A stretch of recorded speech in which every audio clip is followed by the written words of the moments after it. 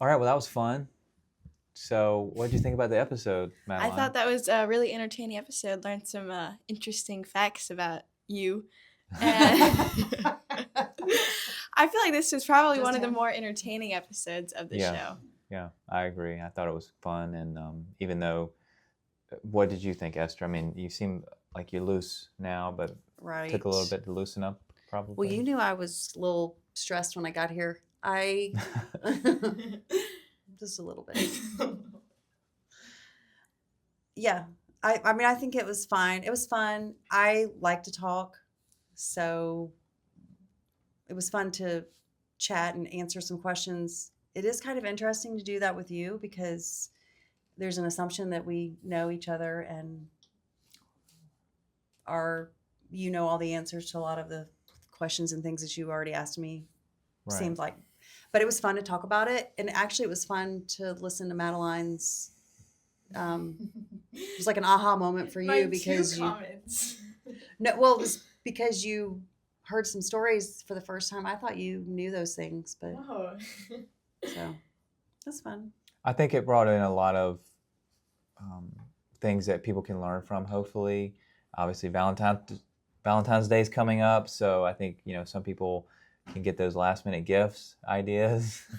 But I think other aspects of it, just some nuggets about education, career, parenthood. I mean, all these things, maybe outside of the AEC industry, but it's still helpful to people that you're an architect, you're an engineer, contractor, but you have kids. So maybe they don't want to be an architect or engineer, right? Maybe they want to go into the trades, so we talked about that. Or maybe they do want to go into construction. And so, we hit on a lot of different aspects about career, about your background and education. So maybe somebody's interested in homeschooling. You learn about that today. So that's not AEC, but it's helpful. And we also did talk about marriage, being married to an engineer, being married to somebody in this field of AEC, and some tips about that, how to be supportive of that. And I just thought it was an interesting episode. It was a lot of fun. So thank you for being on. And I hope that the listeners I think you're gonna definitely enjoy this show. So anything else you want to say, Madeline? I think that's about it. More surprises await. Hey everybody, my name is Andy Richardson. This is my producer, Madeline, and this is my wife, Esther. We're going to be doing this show today for you, and this is the EHANCE podcast. Take care. All right, let's jump to the intro.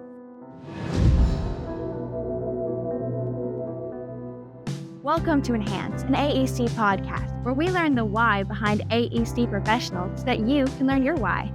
Well, welcome to the EHANCE podcast.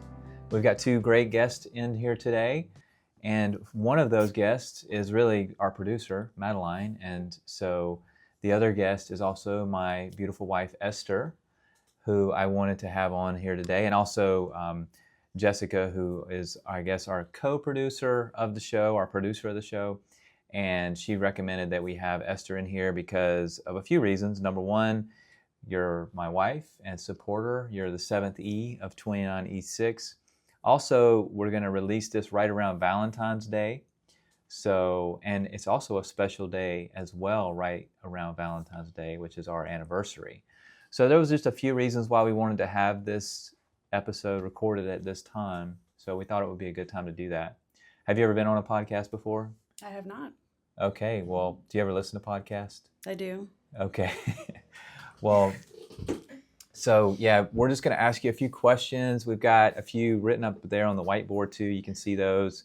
Just talking about of course, the EHANCE podcast is all about the AEC industry, architecture, engineering, and construction. And, there's a few reasons why we thought it would be a good idea to have you on. Number one, you're my wife, you're my supporter.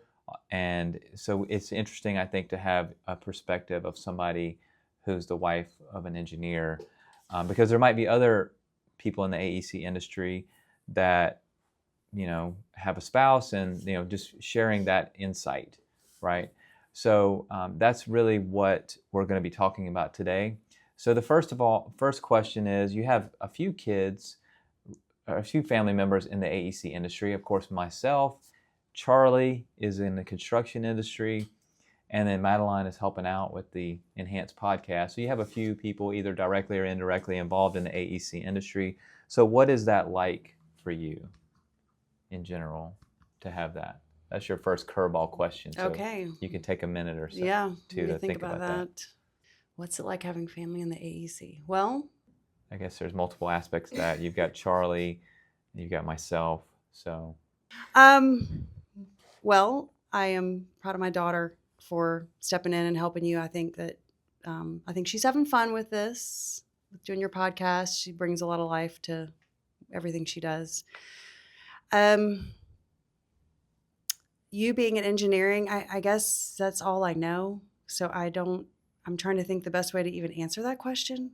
I have spent more time in the engineering world as a spouse in my life than I did, for the first part of my life. So it's all that I know, really.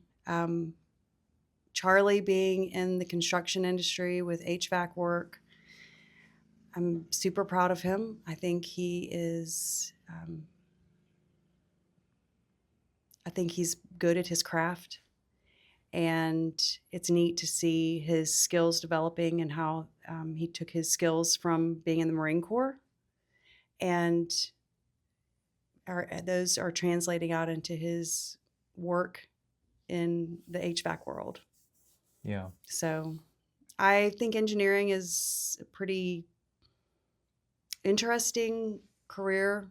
I view it as a very cerebral, I guess, career. It's a life, really. It's life, because you're not just an engineer when you're at work, you're an engineer when you're at home. You're analytical all the time. You don't turn it off. You don't turn that off. So I don't know. I don't know that really best answers your question, but that's great insight. And taking a little further with the mother of somebody in the trades, basically. So what is your thought about the trades? If you were, would you recommend it for one of your other kids or another parent if they were going down that road? Absolutely. I think that the trades are essential. Mm-hmm. And I do see a push now, just being familiar with that, with our kids growing up. 3 of them are adults now, and looking at what their paths were going to be after they finished high school, and realizing that going to 4-year college to work on a bachelor's was not something that the first 3 children of ours wanted to do. So, of course, looking at the next or another option, which is the trades. Yeah. So I think that our society we're finding more students, more high school graduates going into the trades after high school. Yeah. Than maybe jumping into going to a 4-year college. Yeah. And when we were in school, it seems like my recollection was the strong push for college. Yes. Go to college, get a degree. I think it resonated with me in my career being an engineer, and then you being a teacher resonated with you. That was something you wanted to do. So why don't we jump into that a bit? We'll come back to the question about us and our meeting, but let's jump into your career a little bit in terms of how you decided to go, and what is I gave a highlight of it, but what is your field, and why did you go into that field? So without giving a long, boring story about my life, I would just say I feel like I have 2 major parts of my life. The first being before we got married and had children, which is teaching, doing special education. That is my background. My bachelor's is in special ed, and then my master's is in education. So The neat thing about being a public school teacher, which I got to do for 8 years before coming home, is that I worked with students who were on all different paths in life. I had students who went to four-year college, and I had students who actually were working on their trade skills while they were in high school. So the years I taught at Beaufort High, I had students who were working on welding or mechanics or whatever, plumbing, whatever it was at the vocational high school here in Beaufort County. Right. So that's actually my first exposure to the trades, believe it or not. It wasn't with our son. It was helping my students who were trying to make a transition from public high school into what they were going to do after high school. And the cool thing was they were able to do it while they were in school. So similar to like dual enrollment for like our children have done with high school credit or college credits. So what was your original question? Well, just understanding your career, but I mean, it definitely gives insight into more about the trades, because your career dovetails in terms of, you know, teaching students with special needs, how trades helps that group of people, I guess. And, you know, that not to say, you know, just because you have special needs, you had some that went to four-year college. It's just some of these people, they need a little extra attention sometimes, right? Well, like it's different levels or different. When I taught in the high school, it was mild.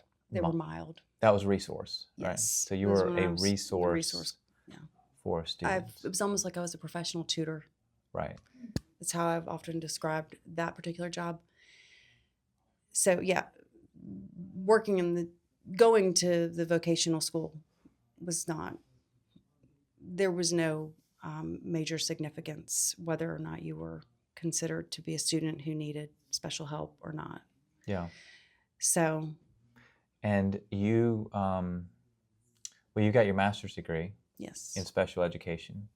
My master's is in actually integrating the creative arts into the curriculum. Okay. Right. So it's education. So master's in education, but with the emphasis on the creative side. And you taught at all three levels. I did. Of elementary, middle, and high school. Yeah. So that's interesting. And you taught at the resource, I forgot what the other two are called. Self-contained. I had learning disabilities and emotional disabilities. And the other, so at the middle and the elementary school level, you did the self-contained. I did. Yeah. Okay. So those were a little more. Those needed a little more attention, and they were with me all day long. Versus when I was at the high school, those students were with me just one class period a day. Yeah. So I mean, I think that's interesting. Obviously, gives us some insight into you, but also just shows how diversified your education or your abilities are with education. And then you also worked at homeschool, like you taught our own kids. Right. So we have some that are, you know, graduated and now in their own career, and then you have some that are still working through that, right? So Can you talk a little bit about homeschooling and, you know, how you got started with that and how that's going? Okay. that might be a whole nother podcast episode. Madeline might want to talk about that. So, well, we've been married almost 26 years, and I was teaching when we got married. I was teaching in the public school, and I came home, I guess we'd been married. I'm thinking it was 8 years when I came home to stay with the kids. So that was when I started homeschooling. Charlie was going into first grade. And I would say homeschooling is wonderful and so hard at the same time, because it's not just like it was when I was teaching school in the public schools. You are home or wherever you do your schooling, whether it's home or with a co-op group or whatever. But I feel like you're always, as a mom, I'm always on duty. I'm always working. When I taught school, it was different in some ways. When I would leave my school in the evening, I might take homework home with me or things to grade or to work on my lesson plans.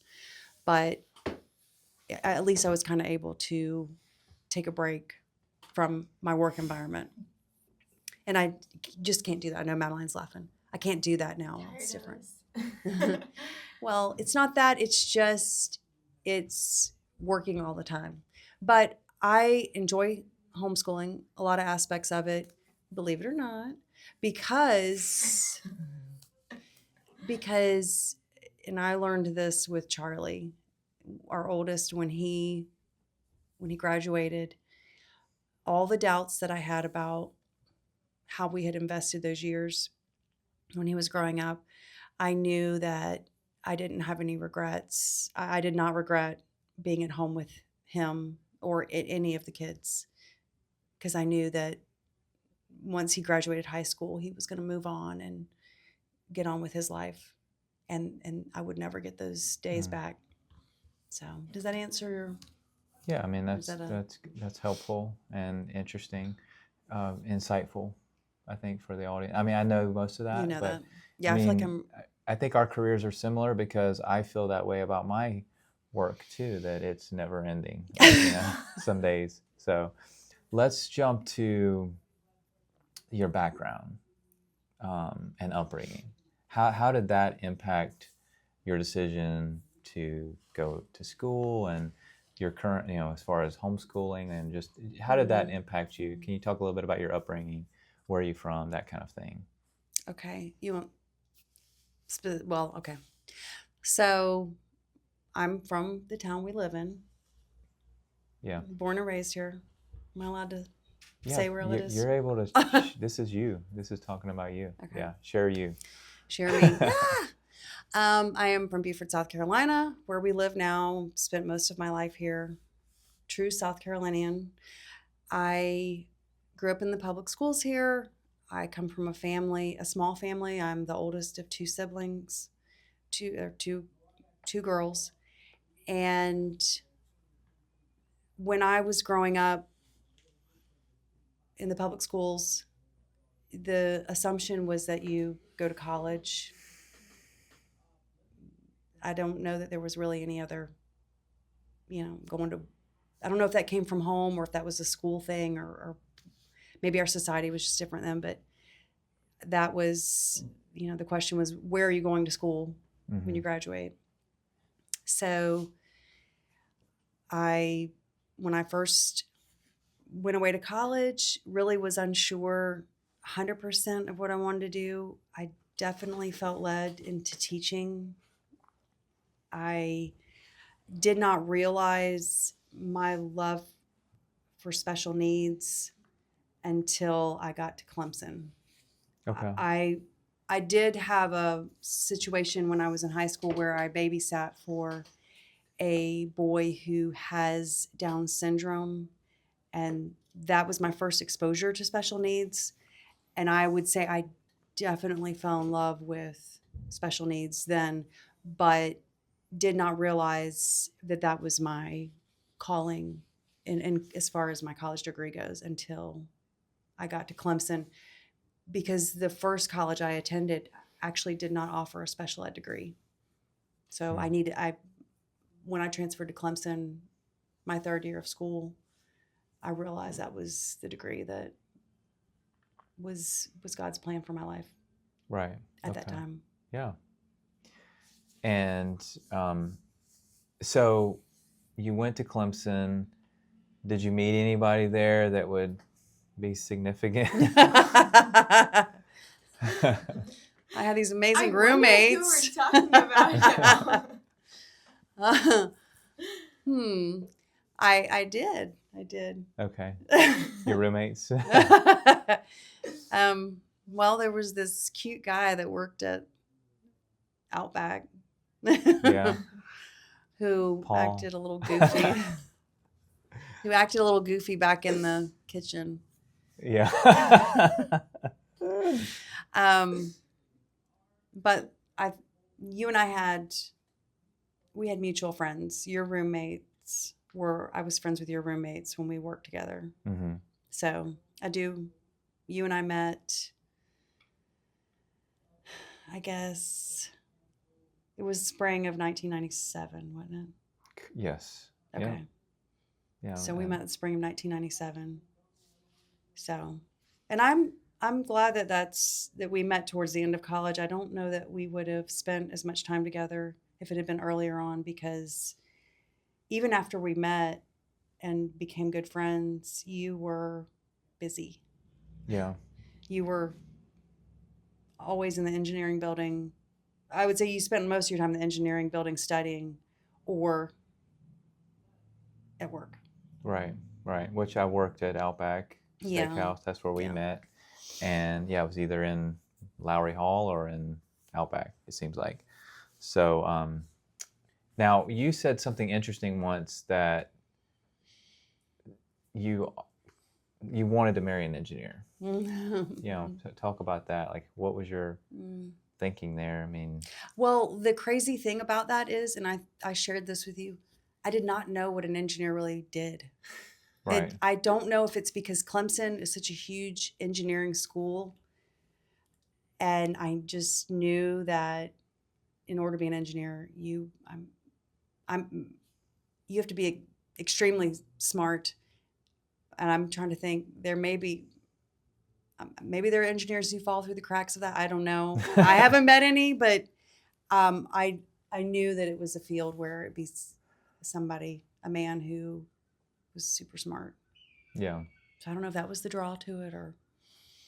Right. Okay. And if the truth be told, I don't know that I knew exactly what an engineer did either until starting out my career. So I had a sense of it, but there was a lot of nuances that I didn't clearly understand. So now let's move into being the wife of an engineer. I mean, that's really a big part of what we want to talk about today. Okay. So what are some of the joys, some of the challenges, some of the interesting things of being the wife of an engineer? Like, what's it like being the wife of an engineer? Okay, so we talked about this before. Okay. About being brutally honest about that, right? Yeah, you can be brutally honest. So, we can edit it out if it's real bad. But, talk about it later. So, I would say being the wife of an engineer, I think it's pretty neat. And I know that's probably not the best adjective to describe it, but I am so thankful because in a lot of ways we're opposites. There are things that you're very detailed and you analyze things. You're very analytical. And I would say that you are like that all of the time. Maybe not when it comes to organizing your closet at home or keeping up with your stuff, but by and large, for the decisions that have been made for our lives together, you have analyzed, you've thought through things in a detail that at a level that I don't know that I do. Mm-hmm. I'm very much a big picture person, and I think you're a lot more detailed and analytical than I am. So I appreciate that about you. It's taken me a long time to, if I'm being honest, it's taken me a long time to really appreciate our differences in that way. And I admire your knowledge, like how smart you are. I mean, you're the only person I know who reads manuals in your spare time. Wait, you do that? He reads codes. He reads, the things that you know are, I mean, it's pretty inspiring to me. Yeah. To me. You can share. So there was a time early on you can share that. I can? Yeah. I mean, No, I want to hear this. There's a specific thing you're thinking about right now. There is. So you want me to say that? Yeah, go for it. Let's make it fun. Okay. So in our last house, Dad was taking a bath. Yeah. We're talking about that. It's a podcast. He's in our deep bathtub at Battery Shores. And I go in there to tell him dinner's ready or something, and he's reading a manual in the tub. What kind of manual? An engineering manual, a manual of sorts. I mean, it could be that thing right there, construction manual on, I don't know, standard handbook of structural building construction. I mean, any of that. I don't remember what it was. They all look was a the manual. same, right? They Like, do. you know? They do. So I don't know what the book was. That's been at least 10 years ago, but maybe more. So Dad was reading a manual in the tub, which is not my preference for if I'm going to relax. It is not going to be a manual. And what's funny about that is you read engineering manuals and things for work, but when it comes to putting together something, like we get a new appliance or we get I'll say, hey, did you read the manual on this thing right here, this new thing we're going to work up? I think I just asked you that recently about putting something together. And he said, no, I don't need to do that. That's just the manufacturer's recommendations. Yeah. Well, that's Tim the Tool Man. Taylor. Yes. Home Improvement. Home Improvement. So good show. But yes. he talks about that. But yeah, I mean, I definitely relate to that. Like you just take the manual and you just toss it. That's just recommendations. If it doesn't work, then you try out the manual. Then read what the manufacturer. So, but I don't remember the exact scenario or why I did that. But yeah, I guess you want an engineer that is so technical and so knowledgeable that they read code books in the bathtub. So that's 2096. So get a little plug in there. Marketing. So that's the life of an engineer right there. Is read books in the tub about code, about steel. Now talk about. Did I answer what you asked? I think so. I mean, this is the life of an engineer, and some challenges, some joys, but we can keep going. I guess the next one is the entrepreneur side. So that's engineer side. That's But then I also just to say one thing about sure. that, and I know I rabbit trail a little bit. Yeah, of course. More than you do, but on the side with the engineering thing, I will say, and the entrepreneur thing will tag in with this, but the challenging part for me is that you're never at a place where you're not being an engineer. You're always analyzing something. Even on our vacation in Canada, you were taking pictures of structures. I mean, we're looking at this really cool thing at the gondola or whatever, and you're snapping a shot of the ceiling and the truss or whatever it was that you thought was neat. So I would say that, and then I know you want to talk about entrepreneurship, but they go together. In my world, the way I see it going together is that it never ends. You're never off, even on vacation. Well, and this is not just about. So there's a couple of things I want to talk to. One is we're not just we're AEC, meaning I'm not an architect or contractor, but I think there's probably some parallels with architects. Like I bet, and I've read about that. Like architects probably do the same thing. They're taking pictures of structures and buildings when they go to vacation. And contractors, I think, probably do the same exact thing because there's a sense of you're building things and how do they build it here. And so, but what I want to really go into is what you were talking about for somebody. I really appreciate what you said. Like we have to learn how to work together and live together, which is great because that's talking about marriage, and it's Valentine's Day. It's right around Valentine's Day. So getting into the romantic side a little bit, but also just relationship side, right? What recommendations do you have for a spouse of an AEC professional? About an engineer. So the spouse of an engineer, particularly early on, you just got married maybe, or maybe you've been married 26 years and like you want some advice. Like, is there advice specifically to the spouse of a professional engineer or an engineer? Well, I think I'm thinking the advice I would give would be applicable to other career fields, not just engineering. I guess, well, let me back up. I guess I could say with your job, with the weight of the seriousness of what you do with your design work, making sure it meets code, I would say it's important as the spouse to, as much as possible, be an encouragement, because I know what you do is very serious. And I mean, we joke a lot about your being analytical all the time, but I know that it's because you take your work seriously.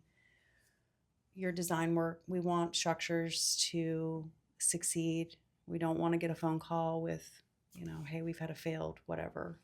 And so in order for you to achieve the correct design or whatever it is you're working on, if it's a design for a building or whatever it may be, that you have to have that support from home. So, and I don't know, I can't say that I'm 100% of the time always great at that, but I try to be intentional about it, at least with my actions, with whatever, trying to meet your needs from day to day and however you need me to come alongside you and do that. And then I try to verbalize it. I try to remember to verbalize and tell you, like I said, I don't think I'm always great at that, but I do think that is super important for a spouse to remember. And then I do think that's applicable in other career fields as well. Yeah. But I think that's probably just a practice of being a good spouse, is being supportive and loving. Well, and also, yes, you've done that too. I mean, I've said it once, I'll say it again, at least once, numerous times, but you're my 7th E of 2096. But more importantly, I mean, you're a rock in my life. So thank you for that, for sure. And I don't say it enough, so I'll say it on the podcast and I'll say it off the podcast too, but thank you.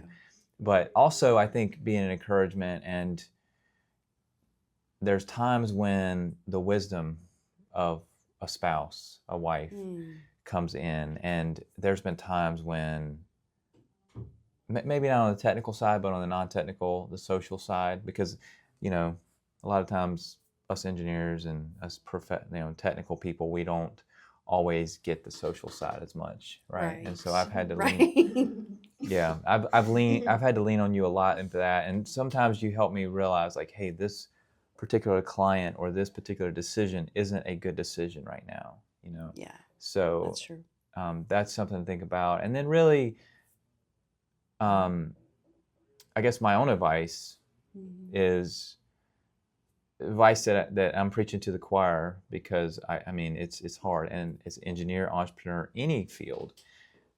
We have to be smart about our time usage in life so that we can be balanced and not just work all the time. We want to, because you're working so hard, like you are, we want to get off work so we can spend time and help out at home too, right? Yeah. Like that's what's important. And we want to serve our family.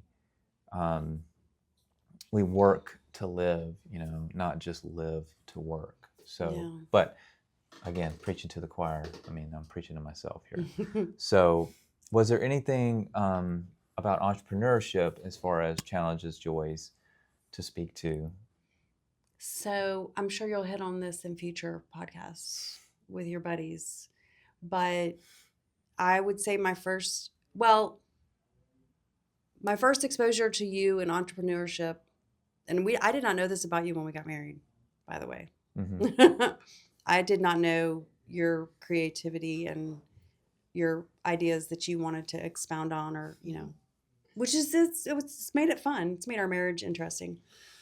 But your buddies, your ICOB, yeah. I know. I'm sure you'll get into that later if you ever have them on your podcast. Your ideas, your notebooks of ideas, just one thing after another. In a lot of ways, it's encouraged me to be creative and not be afraid to be creative and think outside of the box on some things. So that's made it fun. Right. It's fun. Yeah. Now, as far as being an entrepreneur, in your business. That's like the innovator side of That's being innovator, in the inventor. Yeah. So, which we really haven't discussed much. ICOB, by the way, stands for the Inventor Club of Beaufort, which really just means we meet at the local Chick-fil-A and talk about, sports Clemson and football. things we probably shouldn't $1 talk million about. ideas. Well, it's Yeah. Andy and 3 other engineers. Yeah. It's you and 3 other engineers, which mind blown when y'all get together. It's Yeah. funny. Y'all are funny. You got different personalities, Right. but you do have some fun ideas. Some Yeah. that are ridiculous, and then some that actually probably could be $1 million ideas if anybody would ever take them through the process of getting patents. Right. But okay, so entrepreneurship as far as being a business owner, would you like me to talk about that? Yeah. Sure. So Please. that has been, it's bittersweet. It's bittersweet because there are many rewards to it and many challenges. You don't, again, it goes alongside with the piece I said earlier about engineering. It doesn't ever shut off. You always are working. There's always some fire to be put out, so to speak. There's always, you're thinking about the people who work for you. You're thinking about your clients. You're thinking about future projects. You're thinking about marketing. Okay, timelines, deadlines, and dealing with that, I know, is all encompassing for you. It's what you do. It takes a lot of life and energy to deal with all that. So as your wife, again, I try to come alongside and do whatever it is that needs to be done to meet those needs that you have.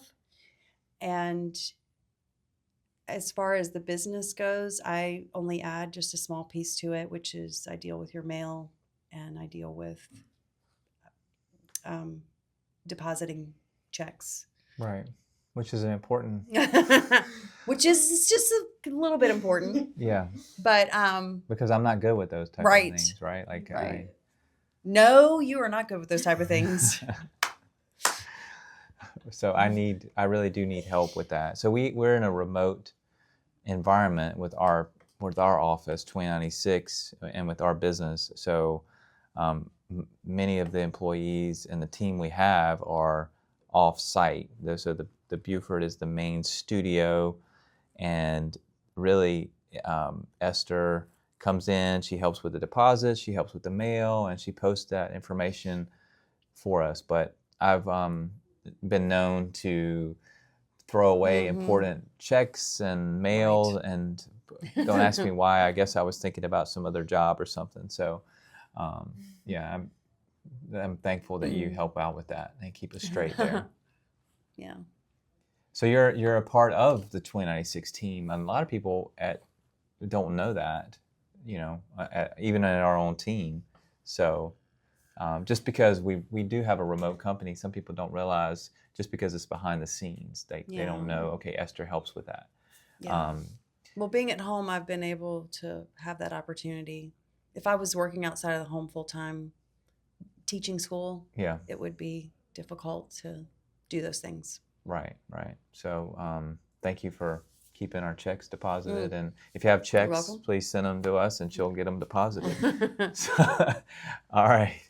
Well, let's take a second and just, so Madeline, you're kind of listening in, but so far, was there anything you wanted to add to the conversation today? I mean, not really. This has been fun. Okay. This might have taken the first spot Oh, of wow. my favorite podcasts. okay, awesome. Because So, you're hearing stories for the first This is time. hilarious. yeah. Just reading manuals in the bathtub. Yeah, that's a good one. I've heard that story before. I have not heard that. Okay. So let's jump over to, speaking of your role in the company, I guess, and your knowledge of like clients and engineers we work with, because we're structural engineers, we work with mechanicals, we work with electricals, et cetera, civils as well, and obviously architects and contractors. But what is your favorite client or person that we work with, or Am I naming a specific person, Hey, or however you want to do it. am yeah. I mean, this is talking about what makes somebody? yeah. What's your favorite client? I mean, Well, so in my observation over the years, and you've been on your own now since I think it was 2009, right? Maddie was one. yeah, So I've watched clients when you went on your own, you had people who wanted to work with you when you were on your own. They worked with you before when you were at another company, and then they chased you down to work with you when you were by yourself. So to me, that says a lot about both you, but also the clients, the architects who wanted to stay with your services. So I would say you've been working with Joel Newman for how many years now? Probably at least 20 years. Okay. So the thing that I love about Joel is his quality of work is top notch in my book, but bills being paid, I know that's probably silly to even bring up, but it's a big deal. Yeah. We have people who don't pay on time, or they sit on things, and you're very attentive to your clients and their needs. And it's nice when we have clients who are also attentive to our request, which is paying your bills and making changes or whatever it is that you've requested that they do. Yeah. So I think that's a fair point. I mean, we work very hard at what we do. Yeah. And we provide excellence, and we would like to earn a profit, and we would like to get our paid efficiently. Yeah. Just as efficiently as we design the building. Yeah. So. And that's Thomas and Denzinger. Yeah. And so he was on, and so it speaks very highly of him. And we have some other clients that pay very well as well also, and we're happy with a lot of our clients. So we want more of those. So please, if you pay your bills quickly, give me a call. All right. So what about interesting projects? Was there any projects you're like, hey, that was kind of cool? It doesn't have to be a huge job. It could be a small job, or it could be a big job, or it could just be like, I thought that was a neat job. Because you've probably been aware of some of the projects we worked on, right, over the years? Yeah. So I have a few, actually. I don't know that I ever tell you these, though. Yeah, well, this is like what we're learning about today. Okay. So could be a shocker. We'll see. Could be a shocker. Well, I have a few, actually. Okay. I have a couple. I'll say a couple. Well, I would say the one that I speak of probably the most, or I have spoken of the most in years past, is Charbonne. Yeah. And I think that's because for a couple reasons. Number one, when you went out on your own and things were tight, money-wise and project-wise, I felt like that project, I felt like God provided that project for you, and that maintained our family for, I think it was 1.5 years. Is that correct? It was a while, like we worked on that project, yeah. And that was one where that engineer followed you. Or architect. Architect. He sought you out. He was somebody that you knew from when you worked with other companies previously, and he sought you out so that he could get you to work on this project with him. And so that will always be very special to me. That meant a lot. Yeah.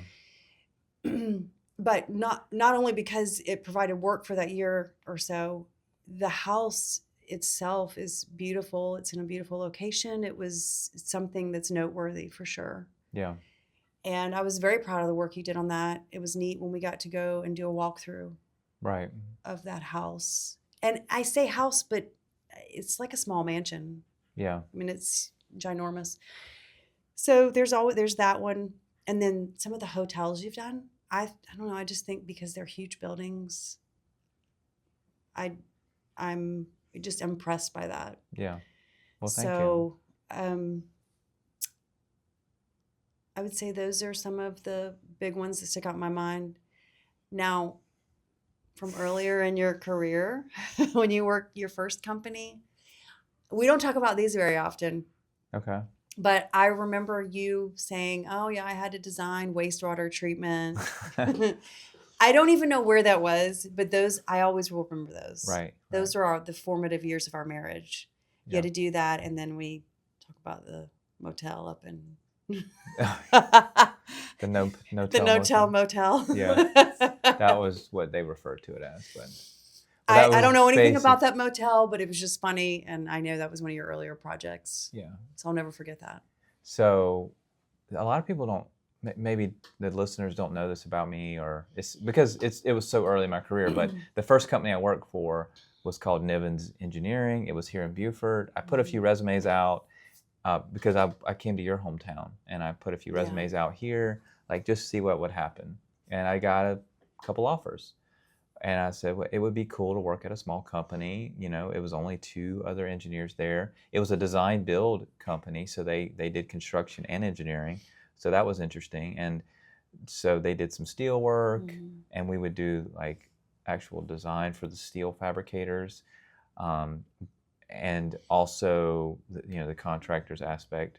In fact, one weekend I worked on the fabrication team to get a job out. Like so that gave me a lot of good experience. But in addition, this was an old school civil engineering company. And what I mean by that is back in that era, people worked, when you did civil engineering, you did all the sub-disciplines. You were, maybe not geotechnical as much, but you did structures, you did wastewater, you did sites. If it was engineering, you did it. Like that's the type of mentality a lot of especially in these smaller towns like we're in, that was the mentality. And so that's what I did. If we had somebody that needed like wastewater, like treatment system, or sewer system for a town, we did that. If you needed a water tower, we did that. I mean, so it was a really good experience for me to do all of that. But what was interesting was one of the very first projects I did was actually it was like an RV park, and they wanted to they wanted to build like septic systems for all these RV like people, like the RVs to pull in, and they could have a septic tank. So you go to school, you have these dreams to enhance the world around you, right? Building bridges. And like, oh yeah, I'm gonna design some skyscrapers. And then the first job you get, guess what you do? Septic tank. Sewage. So but as I got my experience, I learned like, okay, I like the structural, I like that. And that's when the next job I got, I moved more into that and so forth and so on. But that being said, not really kind of a bunny trail, obviously. We're talking about my career, but so those are some of the interesting projects. And we can't forget the one thing that you do, which is pretty funny with the kids, is, hey kids, you see that big movie theater over there? You see that big? Well, I didn't design that, but I did that fence right outside of it. Or the whale tail. We can't forget about the whale tail. Yeah. So even though those are like little small jobs, they're fun. Yeah. And I think I'll remember those all my days, because we talk about it so much, but it's the big and the small. Well, they needed a fence, right? At that movie theater, they needed a retaining wall. So wait, you actually designed that fence? Well, it was we really did. So there's a movie theater. I thought that was a joke. No, it's real. It's real. Yeah.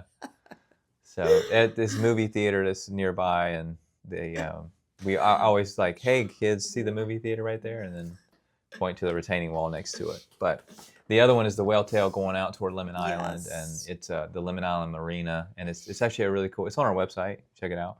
But it's like it's a whale tail. Now we didn't design the whale tail. We designed the foundation for the whale tail. So it's not even the whale tail. It's just the foundation for the whale tail.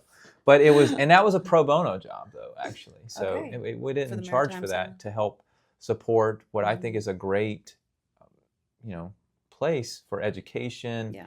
And we've been there with Trail Life to see like the Maritime Center and do the walk the trail, and the kids were able to learn about, the nature aspects of things and turtles and such. So All right, well, let's kind of bring this in for a landing. Okay. But we do want to hit on Valentine's Day because it's right around Valentine's Day.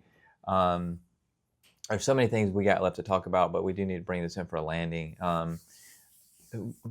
So let's just hit on the Banff trip, 25 years. We've had 25 years together and almost 26. I know. And by the time this is released, it'll be very close to the 13th of February, which is the day before Valentine's Day. But what was good? The best part about going to Banff, Canada, for our 25th anniversary? Wow. There's so many. No, really, that was a trip of a lifetime. There's so many wonderful things. So we're getting off of the engineering track now. We're just talking about the trip. This is just fun This is stuff. for fun. Valentine's Day, Banff, etc. So I would say I was impressed by so many things about that trip, but I think the biggest thing was that was a total surprise that you planned it, and the planning and the forethought that you had for our anniversary back in February was very impressive. You've not done anything like that before, because we had 2 trips. Basically, the St. Augustine trip you planned, and I didn't know where we were going. Then the gift you gave me, the diamond, and then the other gift, which was the trip to Banff, which we don't live large like that. Usually we're pretty frugal. And so I think that was probably the most impressive aspect, was that everything was planned by you, and it was this huge surprise. But I would say, if you ever have the opportunity to go to Banff, I would recommend to anyone, go see the Canadian Rockies. It is probably absolutely the most beautiful place I've ever seen. Just how majestic the Canadian Rockies are. Snow-capped mountains that go for miles and miles. So I loved hiking in the snow. I loved hiking Johnston Canyon and Lake Louise and the dog sledding. Yeah. All that was just amazing. We were in nature. And do you remember how quiet it was? Yes. The snow, it was a kind of quiet I don't experience very often. A little quieter than our house, right? A lot quieter than our house. Yeah. Well, it was something about being out in nature, but it was different than what we experienced here in the Low Country. Yeah. Here you got, the marsh and the water and everything, but there it was very much, it was cold, so cold to the bone. And then just the beauty around and the quiet from the snow. So I would say that. I don't know if that really, that's it's not great. one thing, but multiple things. And I did have a little help with the planning from Yes. one of my team members helped out. She did a great job. Shout out. So thanks, Jen. So Valentine's Day's coming up. So some spouses maybe need some support, engineers, contractors, architects that are busy. Correct. And they need to get their spouse, their wives, a gift. So it's a guy heavy world. It's not all guys though. But what are some tips for guys in the AEC industry to get their wives, but also maybe spouses if you're a lady? So what are some tips? I mean, any last minute gifts idea for Valentine's Day or suggestions? I'm not always the best one to ask because I'm kind of practical. Or I might be thinking about my own self. Okay, well, I've already said, we're turning 50 this year. Well, I'm turning 50 this year. You're turning 50 next year. We need to start, putting aside money again for more trips. That was perfect. So you like the trips? I love that. So that was life altering to me. There you go. Take them on a trip. And diamonds never hurt. Diamonds are all right, awesome. So very expensive items, but Madeline, do you have any thoughts, questions, comments today? I mean, just general, we talked about a lot of different aspects, but what do you want to add to the show today? I mean, I don't really have very much to add. This is a good show, I think. Yeah. You're entertained by our stories? I am very much so entertained. All right. Well, we're gonna do some final thoughts here and close this out. Did you have any other final thoughts, Esther? Let's see. That you wanted to share? I mean, this is your time to shine, but you could Oh, always boy. come back. No pressure. No pressure. But do you want to ever come back and do this again? Take two. I'm okay with it. I think I've never done this before. I was very nervous thinking about it. I don't like. I know there were a few times I said which is a big deal. I'm a public speaking person, so we can get AI to cut. yeah, cut we're that gonna out. have to do that. I like to think out things, like well thought out answers and conversation, and so to me this was intimidating. Yeah, I to thought you think did a great about. job. But I would do it again. Madeline adds a lot of fun because she's got some bouncy laughter going on, which makes life a lot of fun for us. Well, we think that all the time about you. So I would just say, I guess, in just so that you know, and it's on record, and for my own peace of mind, it's important to me that you know how special I think that you are and your calling. I know that God has designed you to be an engineer. Like, there's never been a doubt in my mind, even on the years when it was hard and you hated what you did, or it was, I don't even know. I think that some days you just made yourself get up and go do the next thing, take the next step. You know, you went for your run and then, you know, your quiet time, and then you got on it with your engineering. And I have, as a wife, I've observed this. I know that's what you do from day to day, and you grind it out. You are the hardest working person I know in my life. And it is so I admire it so much. It's something that I don't know that I could ever attain. I mean, just your level of intensity for what you do. And I don't know.